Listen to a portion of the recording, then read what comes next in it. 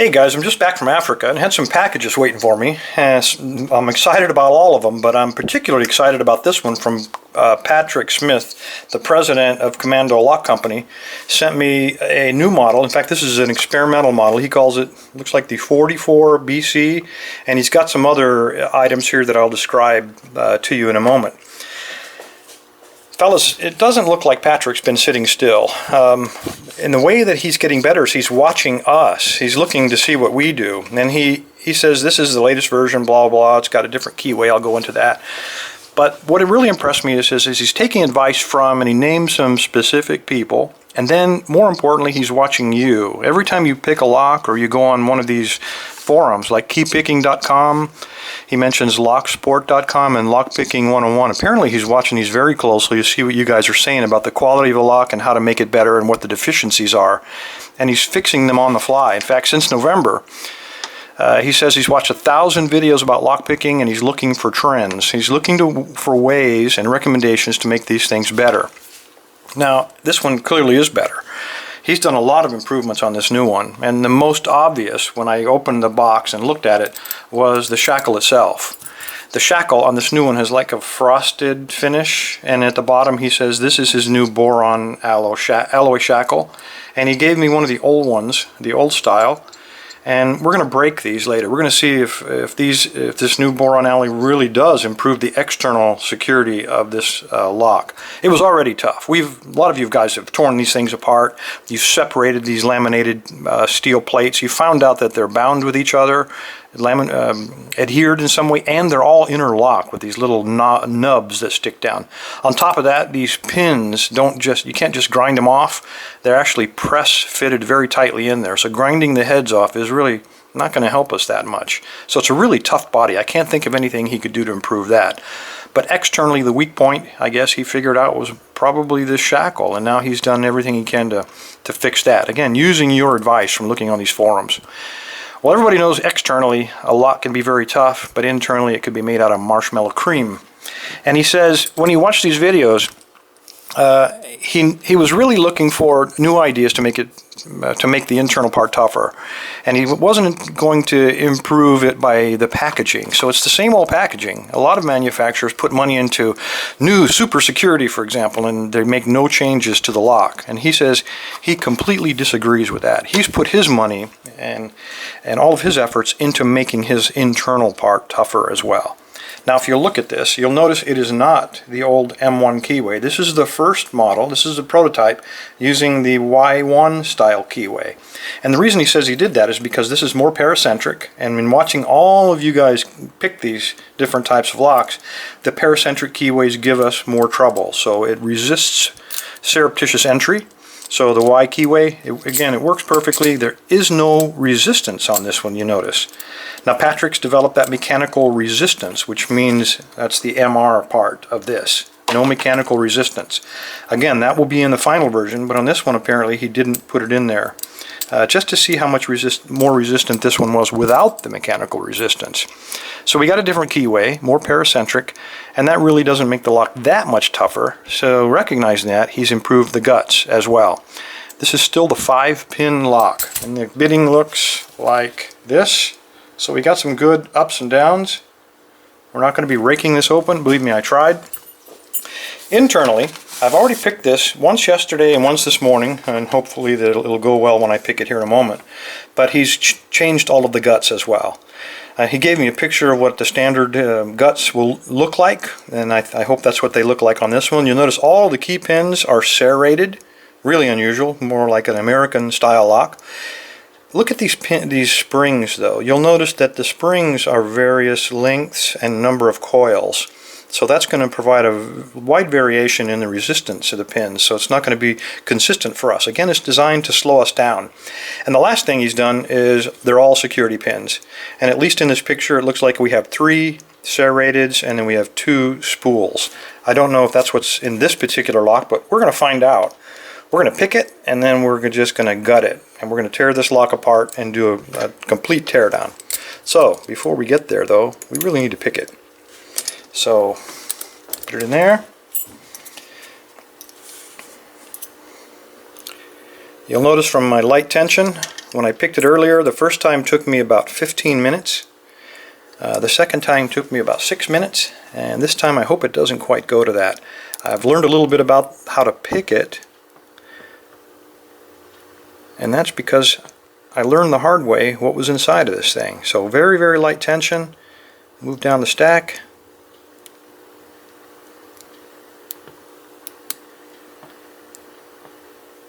Got a false set out of it.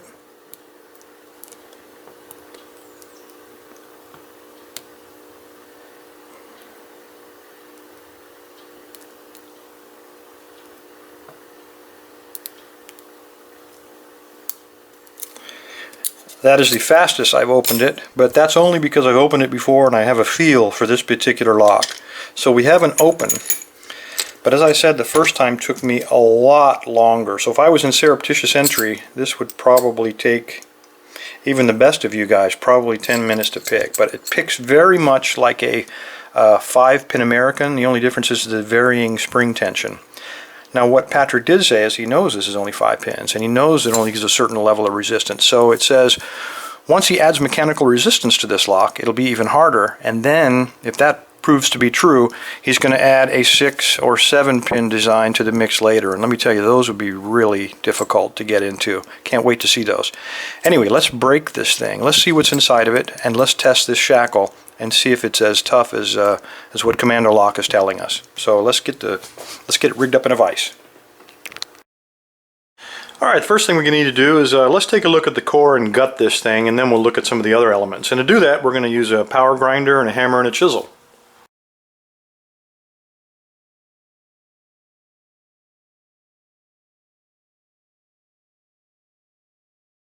Okay, this is what the core looks like. It is a 5-pin core. Doesn't look too bad. In fact, there's a retaining ring on the back here, so we can drop that C-clip off and then the core will pop out. So in terms of quality, it's a higher quality core than, say, this one. This is an example of the American core. You see, 4-pinner, pretty cheap cast body, no retaining pin on the back. You have to grind off the tit on the older ones to get it to come out, or on some of the newer ones you can turn it to roughly 45-degree angle and then the core comes out. This is an older one though. So let's gut this thing and see what's inside.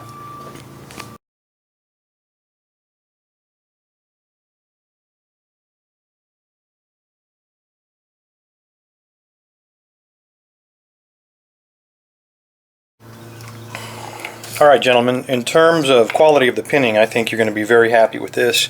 Looks like we have on the bottom, all of the key pins are serrated to some extent. Varies from 1 serration to up to 3. This, by the way, according to Patrick, is his anti-bump cylinder, so I don't think you'd be able to bump this thing anyway, given the complexity of the pinning, but just to be sure, he included an anti-bump cylinder. All of the uppers, you can see we got 3 serrateds, and then we have 2 spools to mix and match, makes things a little bit harder for surreptitious entry. And then the last thing, a little bit different, and we got a magnetized tip here. A little bit different is these springs. On the drawing it showed brass springs, and in fact these look like, and get the focus here, these look like stainless steel springs, which would improve the quality and the life of the lock just a little bit more. So that's the internals. Looks pretty tough. There's no soft marshmallow center on these locks. Let's take a look at the outside of the locks.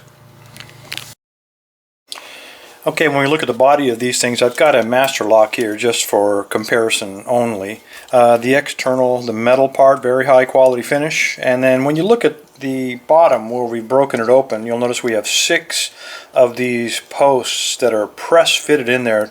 Not loose at all, no way to get this off, and to make it even more secure, there are 4 indentations, almost like Lego, and that causes each of these layers to interlock with each other, making it harder to get in there to pry this thing apart with a chisel.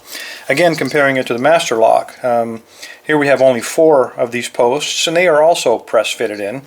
I took it apart exactly the same way, but there's no interlocking, no Lego-like indentations to cause them to pin together. So to attack this lock, theoretically, and I've done it before so it's not really theoretical, you can take a chisel and just pick any spot, and as long as you can wedge it between 2 of these wafers and pound in the chisel, it will pop off the heads and this will come apart. Not very likely to do that with this one because of the interlocking and the 6 posts. So 50% more posts equals more external security. Now let's take a look at these shackles, and let's get the master lock out of the mix. This is the original shackle from the original lock, and then this is the new alloy, the boron alloy shackle. So let's check and see how tough they are. Alright, we're going to attack these two shackles one at a time with a series of tools that are pretty common with criminals. Probably the most common would be a hammer and a chisel, and this is really to check the hardness of the different metals. Once we get an idea of that, then I will move to a hacksaw. I'll put on brand new blades for each one. So we'll start fresh, and we'll probably give it about 25 strokes with the saw to see how much damage we can do to each of the shackles. Once we finish that, we're going to use probably the most common criminal's tool. This is a 10-inch bolt cutter, and they like these because they can carry them in their pocket and cover it with their shirt. I don't expect this will do too much damage to either of these two shackles, but we're going to find out. And then, of course, the last, we're going to move to the beast. We're going to move to the 36-inch and just see how much effort it takes to cut these two shackles. Okay, I got both of them side by side. I got them taped down so when I hit them with a hammer they don't fly up and hit me in the eye. A little bit of shop safety there. I'm going to use a freshly sharpened cold chisel. I'm going to use one side for one shackle, and then I'll rotate it to use a fresh side on the second, so we get a fair evaluation. I'm going to hit about 3 licks on each one, and I'm going to try to keep the strokes fairly constant.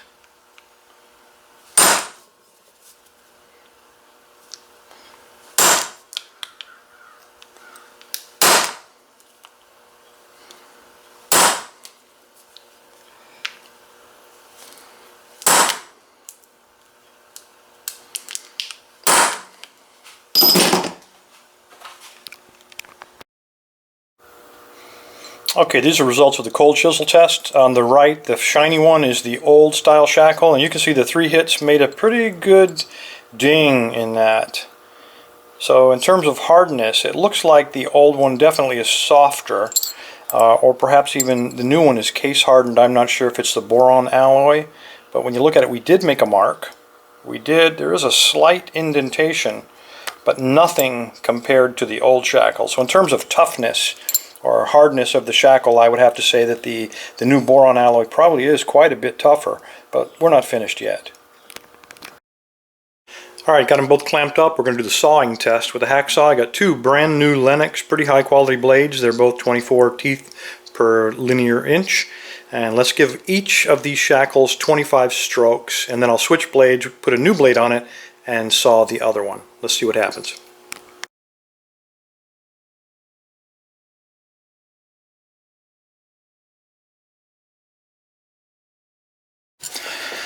Alright guys, you saw this first one. It took about 22 strokes. I'll have to review the video, but fewer than 25. I was amazed at how quickly we cut through this old shackle.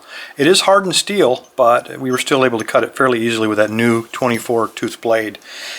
This new boron one was a little bit different story. I had a lot of trouble even getting it started. See if we can get this to focus here. The exterior of the shell of this metal obviously is hardened to a much higher degree. I could not even get the blade to start a decent cut. I gave it a lot more than 25 strokes, both one-handed, and then I applied both hands trying to get it to bite. It just wouldn't do it. It just skittered along the outside of this shackle, causing very little damage other than some scraping. But we never did get a good bite into this thing. So in terms of resistance to saw blades, I think it's clear this boron alloy is much superior to the old shackle, much tougher. Alright, this next test is probably the criminal's most common attack tool. That would be the 10 to 12 inch bolt cutter, because they can slide it into their pants and easily conceal it. So I'm going to put this onto first the old style, and I'm going to put as much pressure as I can, hopefully without breaking the tooth.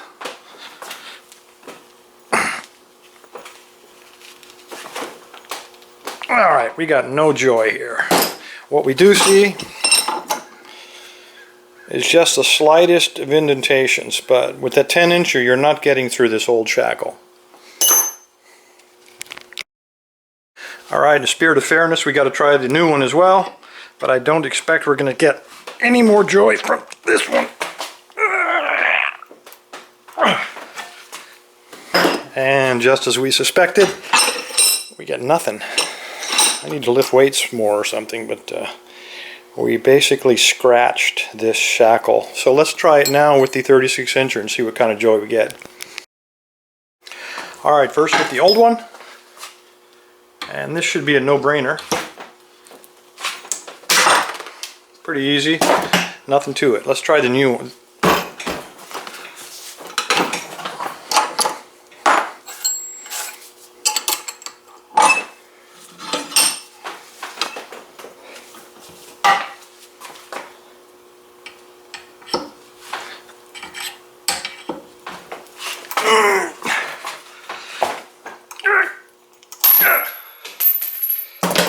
Well, we got it, but I have to tell you, it took a lot more effort.